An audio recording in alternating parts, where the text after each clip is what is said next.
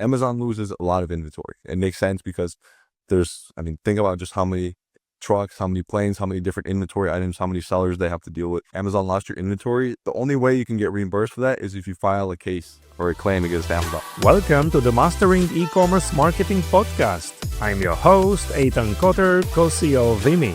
In an era of rising acquisition costs and increased competition, this podcast is dedicated to helping you drive sales, engage customers, and build meaningful communities so you can turn passive visitors into active buyers. Now let's get started with the episode. Hello listeners, viewers, welcome to another episode of Mastering E-commerce Marketing. Today we have Arthur Glinkin. Arthur is a co-founder of SNG Bookkeeping, who is working with e-commerce brands on all the most important things to have when you want a really professional foundation for your brand, for future funding, for exits, for proper tax management and planning. Arthur, how are you? Welcome to the show. I'm doing great. Thanks for having me. Appreciate it. So really excited about this episode. I know that a lot of leaders out there probably thinking about accounting and bookkeeping, right? Is some technical stuff or something that they don't need to spend a lot of time on. But you will prove them otherwise today. I know that. So it was very important for me to schedule this episode with you because I wanted to bring this perspective to our audiences as well. But before we start, Arthur, if you can pick like 3 words that are most important to you and why. Yeah, for sure. Number one, I would say disciplined for me. That's definitely the first one that comes to mind because, like we talked about before, accounting is not the most sexy subject, especially when you're getting into the tax law, into the bookkeeping. So even for me as an accountant, that's something that, I have to push myself to continue learning because there's always change. I know President Trump just signed an 800-page new tax bill into law pretty recently. So even the biggest companies in the world are still adjusting to that. So you have to stay disciplined and understand that it's a long game, and keep learning regardless of how far you think you've come. Number 2, logical. I'm an accountant, so I like numbers. I like data. I like having all these different numbers and then putting them together on one sheet to give you a final net income at the end of the year. So that's something that I would describe myself with as well. And then number 3, I would say long-term, and that kind of ties in with discipline because I'm kind of in my career, at the stage of my career, I'm focused on learning, not necessarily earning money right now. So, getting more experience, getting clients, understanding of pain points of e-commerce owners, which we've already been able to do, but just continue that learning. And then we know it's going to compound in the future. So that's where I'm at right now. For sure. Things are changing so fast, right? I need to learn always just to be updated, right? And staying ahead of the curve. It's very important. But you've been an entrepreneur your whole life, right? Starting as a teenager, studying a newspaper, and then starting your own firm. What sparked your interest in finance? And Yeah, no, that's a good question because you're right. I started selling newspapers. I did like pressure washing driveways in the minivan, load up the pressure washer. I just drive around, ask people to get their driveways clean, decks, whatever it might be. But the main turning point, I would say, is my partner Daniel and I. When we started our first business, it was essentially a digital marketing company, SEO. So we found this guru online. He said, this is how you build a multi-million-dollar agency. And we had no idea what an agency was at the time. But essentially, we were selling search engine optimization to accountants. And the whole business model is you sell an American client and outsource it to Pakistan, India, wherever they might be, wherever you can find a contractor. And after we got our first client, very quickly, Daniel and I, we learned that if you're not in control of the work, or at least you don't even know what the work should be looking like, because like I said, we had no idea what search engine optimization was. We just wanted to get rich. We had no idea if our contractor was actually doing the work, if the work was correct. And obviously that didn't go so well with our client because, we couldn't even explain what was going on. So we decided we're literally studying accounting. We have full-time jobs in accounting. We're going to be studying for our CPA. Why not just control the work that we do and actually be able to explain it to clients and start an accounting business? So that's what we started. When we got into the space, we would take on anyone. It wasn't necessarily e-commerce specific. We just wanted experience. But luckily, our first ever client reached out to us, and it was an e-commerce brand. And after that, I was like, these books are pretty, from an accounting perspective, they're very difficult compared to, like a service-based business or something like that. So we decided, this is kind of a niche that we can stick with and really make the most out of. So that's how we started. yeah. Very nice and interesting journey. I think you're definitely in the right place. There's obviously big demand for these type of services. And So what are the most common mistakes, most, let's say, bookkeeping mistakes you see, brand leaders are doing? Yeah, and before that, just to clarify, I know when I talk to e-commerce owners, I mean, when I was cold calling e-commerce owners trying to sell them, they asked me like, "What is bookkeeping? Are you a librarian or what?" And so I want to make it clear that bookkeeping, it's people kind of they throw it under the accounting umbrella. So when I say bookkeeping, it's kind of like your month accounting, the back end stuff, QuickBooks Online, that sort of thing.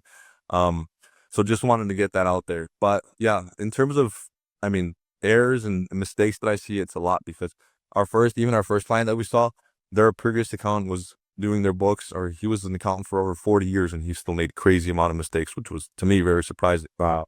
But it just shows you how difficult e-commerce bookkeeping is. And number one is sales tax, I would say, especially if you're selling on a platform like Shopify, you actually have to collect and remit sales tax from customers to all these different states and potentially even other countries as well. And the tricky part is you don't always have to collect sales tax because you only need to collect it once you have a nexus in a certain state. So in the United States, for example, whether you have a physical or economic nexus, and that just means you have a physical presence in a state, so inventory, warehouses, employees, or you have enough sales in the state. So for most states, it's about $100,000 worth of sales in the past 12 months. Then you have an economic nexus, meaning you have to collect and remit sales tax. So it's the whole process of keeping track of your sales tax. Do I even need to collect sales tax? How much have I collected? And then that's where softwares like TaxJar, which I'm sure we're going to talk about in the future, are going to come up to help you streamline that. And then the second issue that I see a lot is, let's say you're a Shopify seller and you get a deposit from your bank or from your Shopify clearing account after you get your sales for the day or whatever it might be. A lot of e-commerce owners, they just immediately categorize that as revenue for the business. And what they don't know is that that deposit that you get, it's sales of your product, it's shipping income, it's any sales tax that you collect minus any fees that Shopify takes out from their payout as well. So if you're not tracking that properly, your profit and loss is just going to have that net deposit that you have as your revenue, and you're not going to be able to track how much sales tax you collected, how many fees did Shopify take out from your business. So that's another big one that I see. And then, yeah, I mean, I'm a rapid fire of these because there's so many. But Yes, of course. yeah, but I mean, TaxJar, obviously, like and Shopify Pay, right? They will calculate this on an individual order basis, right? And it will charge the end customer. But then, as a company, you need to make sure that you actually, if you meet the Nexus threshold, you need to actually pay those payments eventually to the state, right? You just need to register yourself. And that's a kind of an operation which is very unique, obviously, to the US environment, and every state operate differently. And that's something that is very, very important as a foundation for overall transactions, which is completely different than just managing the accounting of the company itself, right? Whether it depends whether it's registered. And so you mentioned some of the Shopify ecosystem. What about the like Amazon side of things? yeah, so I mean, specifically when it comes to Amazon, and I'm talking from a U.S. perspective here, when it comes to sales taxes, um, Amazon is a marketplace. So almost, if I'm not mistaken, I think it's almost all, or if not almost, it's every single state in the US. They have what's called marketplace facilitator sales tax laws. And what that means is if you're selling on a marketplace, Etsy, Amazon, Walmart, anything like that, then technically that marketplace is supposed to collect and then remit sales tax on your behalf as the seller, which makes it easier for you. And then if you're confused about remit, what that basically means is if I'm in California, you're in Chicago, you pay me the Chicago sales tax rate, even if I'm in California. And then I have to pay that back to the Illinois Department of Revenue every single month, quarter, or year, depending on my filing frequency. Like we talked about, you actually have to pay that back to the specific state. So those laws actually make it a little bit easier on the seller when it comes to sales tax because you're not the one that's responsible for collecting and remitting sales tax. So yeah, Yes. that does make it easier on the seller, I would say, for sure. Got it. So what are some of the simple ways for, leaders to understand, balance sheet, P&Ls, profit margins, how they don't get lost, in spreadsheets and in numbers? Well, I mean, number one thing I'm going to recommend is you hire someone that actually knows what they're doing, of course, because I mean, as an e-commerce owner and entrepreneur in general, I heard this guy, kind of my mentor, you can call him, but he called it the genius zone. Like you have this one thing that you're a marketer, you're a product person. Like this is your one thing that generates the most revenue for the business. I don't think, unless you're an accountant like myself, you should be focusing all your energy on trying to learn accounting. That's where you have to start to outsource and basically get your time back, buy your time back by outsourcing different parts of the business. So number one is obviously I would say outsource it to someone that can explain it for you. But if you're not in the position for that, I would say number one, non-negotiable is you set up an accounting software like QuickBooks Online, because I know people love their spreadsheets and Excel. But for me, for example, if you're not willing to get onto QuickBooks Online, I'm not even going to work with you. And I know many accountants are like that as well, because I mean, we have QuickBooks Online, and if you have any other softwares like Zero that you're using, you could just substitute that in as well. But it's literally made specifically for accounting for businesses. Excel, I mean, you could make it work, but if you have a software that's dedicated, I mean, helps you categorize transactions, reconcile accounts, generate financials every single month whenever you need them, I don't think that's a negotiable thing for the business. It's an investment in your financial clarity. And then, yeah, I mean, understanding that is, and specifically from a financial statement perspective, I would say there's 4 main financials that you should be looking at, potentially 5, depending on how detailed you want to be. Number one is the profit and loss. Obviously, you want to understand how your business is performing month to month. And then you also, what we do for our clients is, especially in the e-commerce space, when there's such seasonality, if you're selling in December, obviously your sales are going to be a lot higher than, for example, July, depending on the product. But what we do is we want to compare this current December to past December rather than this December to last month, because that gives you more of an apples to apples comparison. Like I said, with the fluctuations in sales over time. Number 2, balance sheet. You have to understand how much you owe to others and how much you actually own. Specifically, we're looking at inventory here. How much inventory do you have on hand? Is that enough to sustain sales for the next couple months? And then this third one is a big one, especially for e-commerce, is the statement of cash flows. Because what many e-commerce owners don't understand is that, okay, let's say your net income bottom line is $50K for the month. That doesn't necessarily mean that your bank balance went up by $50K for the month as well, because a lot of things like inventory purchases, if you have expenses on credit cards, those are technically expenses on your profit and loss, but they don't show up as cash, as a cash disbursement because it's on credit, right? So you're going to be paying that off in the future. And inventory specifically with the statement of cash flows is huge, because, I mean, if a lot of our clients, I mean, and most e-commerce owners in general, they have these big bulk inventory purchases from time to time, and that doesn't show up in your profit and loss.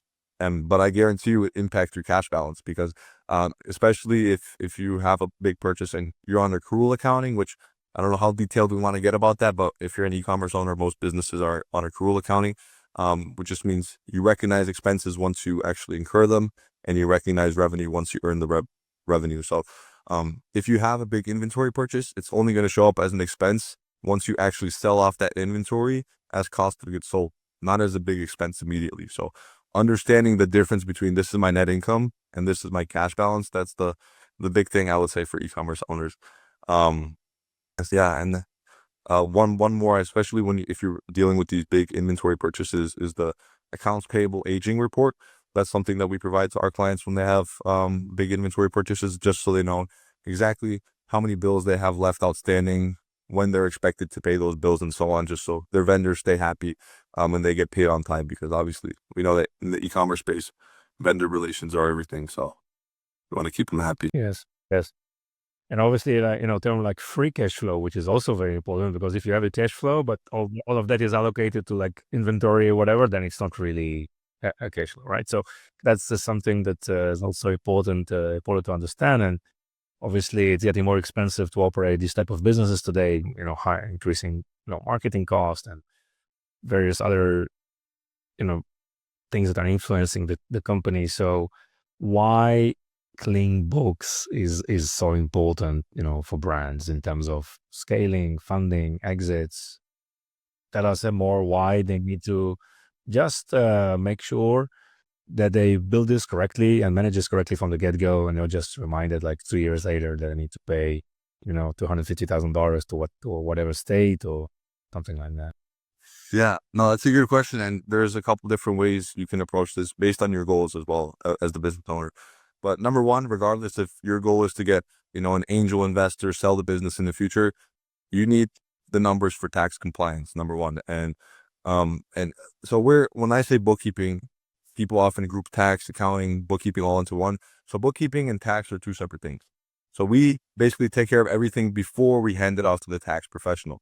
And the tax professional, they're going to use our numbers to basically calculate your taxable income, help you pay off for your tax liability, and so on. So I would say it's important to get this cleaned up ahead of time, for a couple of different reasons. Number one, that tax liability, because if you give your tax accountant a messy set of books at the end of the year, they're going to charge you, number one, for a cleanup, and it's going to be, I'm not saying they're a bad accountant, but it's going to be tougher for them to get more accurate numbers if they're cramming everything at the end of the year, as opposed to having a bookkeeper that keeps your numbers clean month by month up until the end of the year.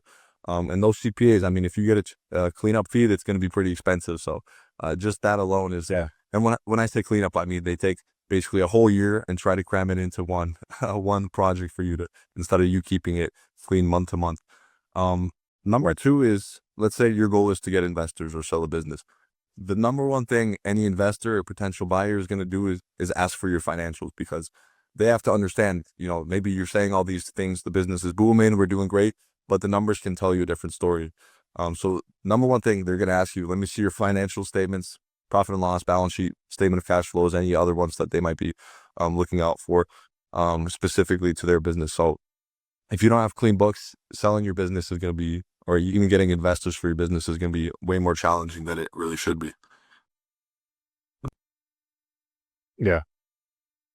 I heard you a lot talk about, data-driven advisory, and can you share more about that? Right? How do you use data just to make, better financial decisions for the company? How do you turn those insights, and helping your clients grow? Yeah, that's a good question as well, and I think that kind of gets into the finance side of things as well, because when you think about accounting, so accountants are typically looking backwards. We're making sure that everything in the past is documented correctly, so all the numbers are lining up, and then finance is looking forward. How can we budget this correctly? How can we forecast this correctly based on our sales from the previous year, for example? Um, so I think that the main thing when it comes to data-driven advisory for e-commerce owners is, number one, obviously analyzing your profit and loss and seeing where you can cut expenses to save more money for the bottom line. The expenses that you really shouldn't be taking on every single month. I know, especially in the e-commerce space, you have a lot of recurring purchases for softwares, inventory tracking, and so on. So understanding where you're actually spending that money and where you don't need to be spending that money, that's something that we do. And I think that's very important, especially if you're starting out when cash flow is tight. You want to be able to, you don't want to be super lean, but you want to be able to actually, have the ability to expand in the future as well. Yep.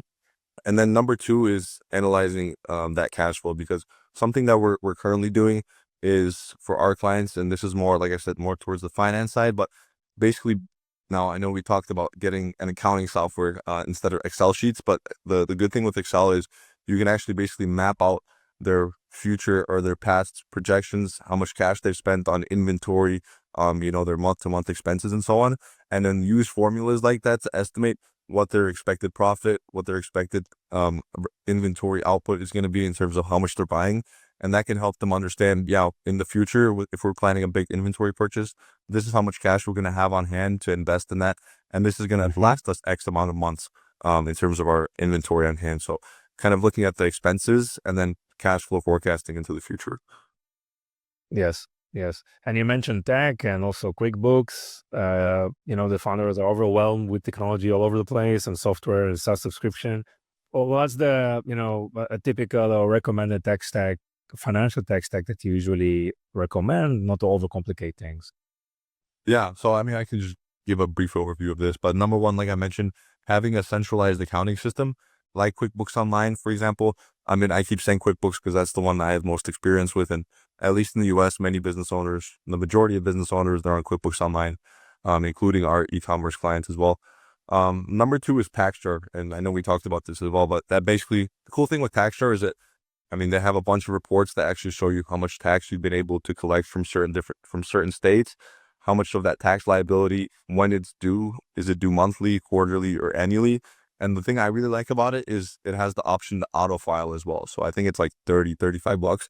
And if, let's say, it's the end of the year, you have to file your sales tax return in Illinois, then TaxJar actually has part of its software is essentially you pay that $35 fee and it automatically files that sales tax return for you, which, I mean, $35 and you save a headache of dealing with that. So I think that's, I mean, non-negotiable for e-commerce owners, especially if you have lots of these filings all over the US in different states.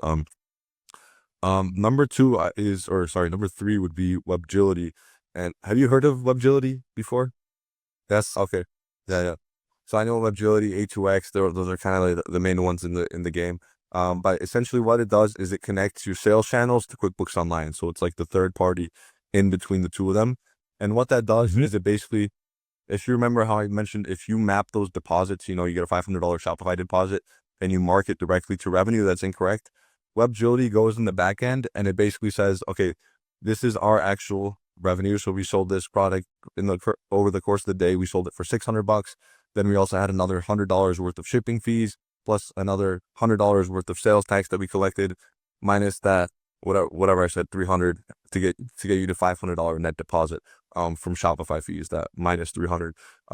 So what it does is it basically maps all of that directly to QuickBooks Online. So those numbers are all split up for you and you actually understand where you're making your money, whether it's shipping income, sales tax, where all those transactions are actually going to on your financials. So that's super important. Yeah. And then one that we've actually pretty recently started using is Seller Investigators.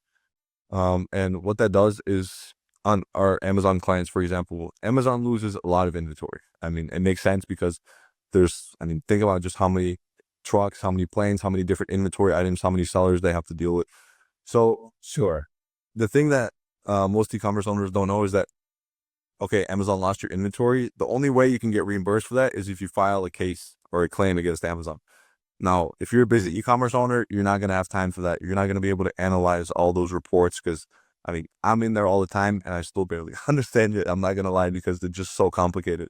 But what Seller Investigator does is it basically connects to your Amazon account and it automatically detects, let's say you're expecting 50 items or 50 units of one item, and Amazon reports that they only received 48 in their warehouses.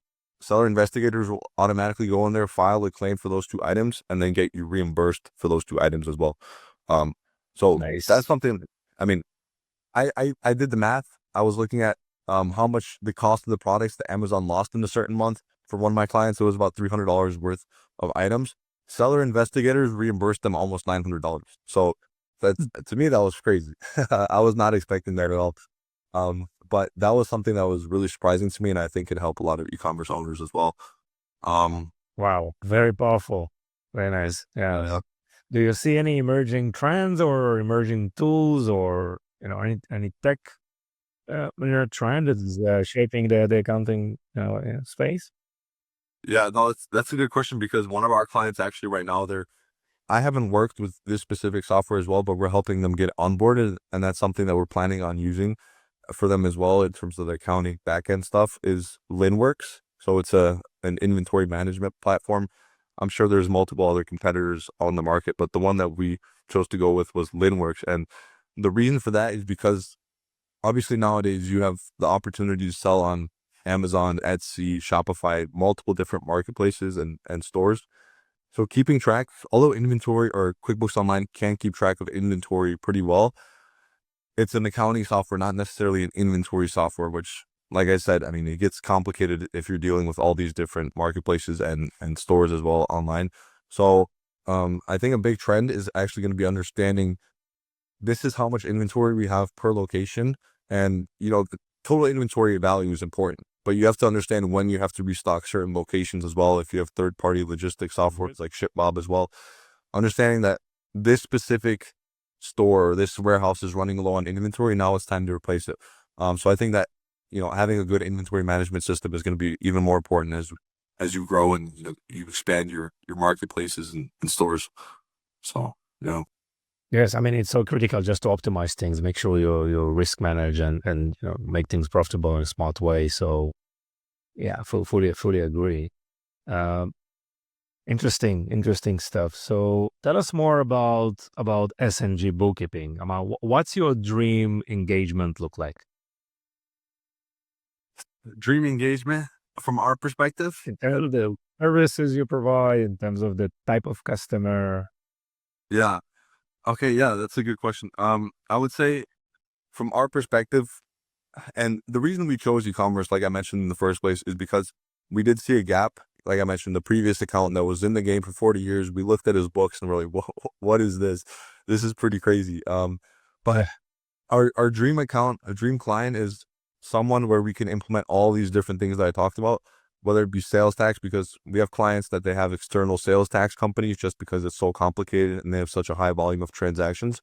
But on our end, we'd want a client that, obviously the more work we can do, the more value we provide, meaning we can charge the client more. So a client that can obviously, number one, pay the fee, but in terms of us actually helping them, is a client that needs sales tax help, a client that needs help tracking their inventory through all their different sales channels, a client that has tariff fees as well, because our client, they had a $50,000 shipment coming to Amazon and they just paid $25,000 in tariffs straight from China. So that's a whole other complication that you have to deal with when it comes to e-commerce accounting. So having all these moving pieces makes myself and Daniel, my partner as well, it feels like we're able to put all of our skills together and actually make the most out of this accounting client and provide them the most value. So basically a client that's as complex as they can be in terms of the e-commerce accounting, I think that's where we can provide the most value because, like I said, we focus specifically on e-commerce. So that's where we can stand out. Makes sense. And what's the typical, sales cycle or onboarding process from your perspective? How do you onboard customers? How do you find them? Yeah, for sure. So the onboarding process is pretty simple because our service is basically done for you. It's a done for you service. So our goal for our clients is to not have you touch QuickBooks Online at all once we get you onboarded. But essentially, number one, get all the engagement letter, ACH authorization, that out of the way. But then the second part is actually us getting basically integrated to your business. So whether that be logins to your bank and credit card accounts, your sales channels, Amazon, Shopify, any inventory or 3PL software that you have, because a lot of those softwares, obviously we have to implement that, integrate that with QuickBooks Online so you have accurate reporting every single month. So basically a lot of it is literally just giving us logins to your information, to all your sales channels and other accounts like that. And then once we actually have that and we have a good understanding of your business, which the one thing I will say is each client has different needs, and something that I think could be very beneficial as well is if you just go on our website, I made a monthly bookkeeping checklist. So it lists out all the things that you need to do every single month to keep your books clean. Now it'll get you 80% of the way there. And the reason for that is because, like I mentioned, every client is a little bit different. Some clients sell on Amazon, some don't. Some want to track how many free products they're giving away every single month. Some don't even give away free products. So those are all different considerations that you need to have when it comes to accounting and bookkeeping. So yeah, once we have those logins and then any specific needs that you have for your business, also if you took out a loan, for example, that's something that's pretty big. One of our clients just took out a $50,000 loan, so we're dealing with that interest and then principal repayments, that sort of thing. But after we have that, it's pretty hands off for you. Obviously, once we go through your books, we're going to have questions about certain transactions that we haven't seen before. But after a month, 2 months of doing the bookkeeping, it's pretty standard. It's nothing. Just expect your monthly reports, your monthly video review every single month within about 7 to 10 days of month end. And yeah, just look at your books. That's about it. Look at the numbers. Sounds good. Sounds good. And how our listeners can reach out to you and find you? Yeah, for sure. So number one is the website. It's just www.sngbookkeeping, like SANDG bookkeeping.com. So on that website, I have that checklist that I mentioned. You can just download it for free.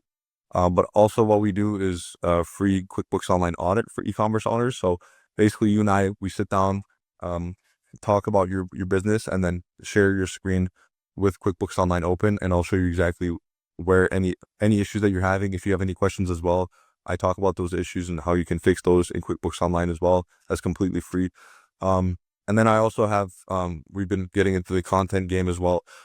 TikTok, just my name, Arthur Glinkin, and then YouTube as well, Arthur Glinkin. So, yeah, that's. Amazing. And what do you share? What do you share on TikTok, YouTube? What content do I post? What kind of do you produce? Yeah. Yeah. It's all e-commerce bookkeeping stuff. Literally, it's just, I mean, sales tax, how to treat tariffs on your profit and loss. If you're dealing with any, for example, cost of goods sold issues, that sort of thing, just everything when it comes to e-commerce accounting. I'm a nerd, so I like this stuff. So yeah. Nice. Great, Arthur. Anything else you want to add? Yeah, I mean, we just obviously, in terms of getting clients and so on, we just try to provide value, give that free audit. In addition to that, we give just a actually customized monthly bookkeeping checklist. So you can actually, it's the checklist that you download, but I tailor it specifically to your business as well, help you out. And yeah, I mean, we're always, if you have any questions, I know there's a lot of things that we were able to cover when it comes to e-commerce accounting, just because there's so many things. Always happy to help out, answer any questions for free, and put some good energy out there for the e-commerce owners. Amazing, Arthur. It was a pleasure. Thank you so much. Yeah, thank you for having me. Bye-bye. Thank you for listening to the end of this episode. If you found this episode valuable, please subscribe so you won't miss any of our future content. Explore Vimy, the video commerce platform that includes live shopping, shoppable video, and social commerce capabilities. Visit Vimy at www.vimy.net. We appreciate your support and look forward for bringing you more valuable insights in our next episode.